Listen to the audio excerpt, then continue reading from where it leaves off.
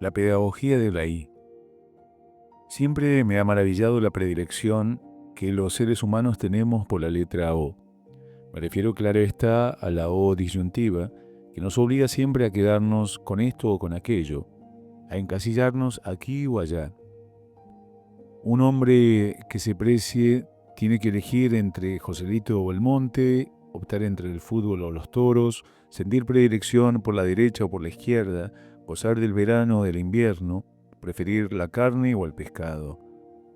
¿Y no podría uno elegir como norma de vida la letra Y y apostar a la vez por Joselito y Belmonte, por el fútbol y los toros, por el otoño y la primavera, por un poco de la izquierda y otro poco de la derecha, o por ninguna de las dos, por un plato de pescado seguido por otro de carne, o tal vez por un plato de huevos? Parece que no, que un ser humano tiene que practicar a diario el disyuntivismo, el separatismo espiritual, o esa intransigencia que alguien llegaría a llamar la santa intransigencia, sintetizando aquí esos versos que se cantan en una zarzuela. El pensamiento libre proclamo en alta voz y muera quien no piense igual que pienso yo. Sucede que a mí, en este punto, debo de ser muy poco patriota, me encanta esa I. Y lo más gracioso es que esa predilección me viene de mis estudios de teología católica, que dicen que es tan dogmatizadora. Recuerdo que cuando estudié mis cursos teológicos me llamó muchísimo la atención la tendencia de nuestros dogmas a salvar muchos dilemas saltando por encima de ellos y mostrándose en la síntesis. Te preguntaban, por ejemplo, si Dios era uno o trino, si Cristo era Dios u hombre, si María fue virgen o madre, si los hombres se salvan por su mérito propio o por pura gracia de Dios.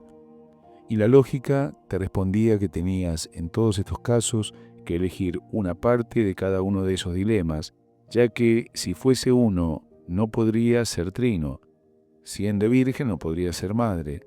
La naturaleza de Dios era distinta de la del hombre y el mérito era diferente de la pura gracia. Pero luego venía la revelación, que iba más allá que la lógica humana, y te explicaba que no había que elegir entre estos dilemas, y que Dios podía ser uno y trino, María virgen y madre a la vez, Cristo Dios y hombre, y que la salvación venía del mérito y de la gracia a la vez simultáneamente.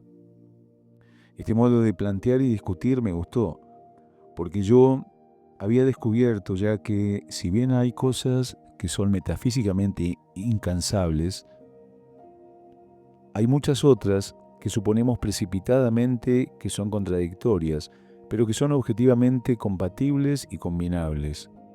A mí, por ejemplo, me había hecho sufrir mucho un letrero que desde los tiempos de las guerras había sobre el dintel de una casa de mi pueblo de niño. Decía: «Viva la ley de Cristo y muera la libertad».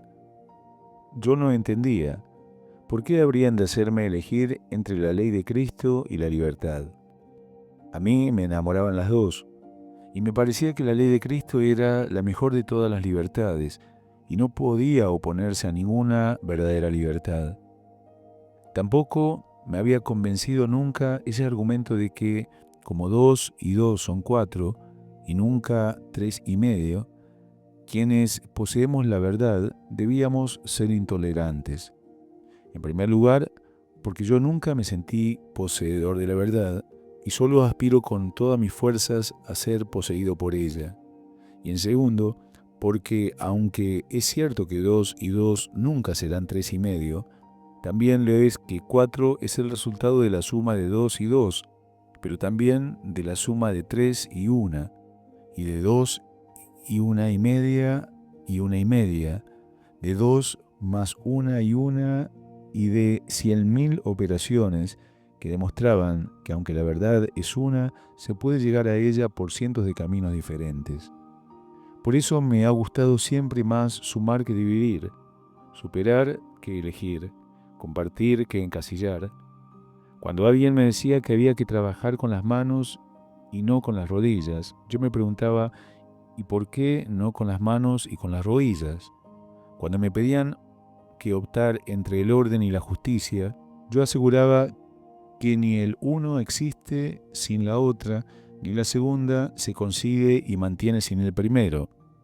Cuando me preguntaban si yo prefería ser cristiano o ser moderno, gritaba que ambas tareas me enamoraban y que no estaba dispuesto a renunciar a ninguna de ellas.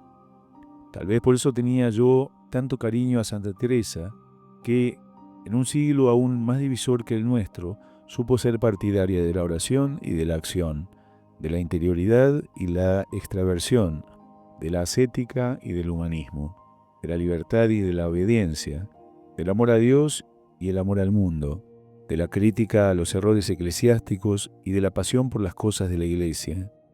Sí, los hombres y los santos de la I siempre me han entusiasmado. Aún no puedo menos de reírme cuando me acuerdo de aquel profesor que tuve en mi seminario y que abominaba de todos los inventos modernos el nombre de su fe. Todo iba en contra de algún dogma. Tal vez por eso se murió sin dejar que le pusieran una sola inyección, ya que defendía que si Dios hubiera querido que nos la pusiéramos, habría puesto el agujerito. Y como afortunadamente, además de terco, era simpático, añadía, y ustedes perdonarán el mal chiste, que para lo que hizo falta ya lo puso.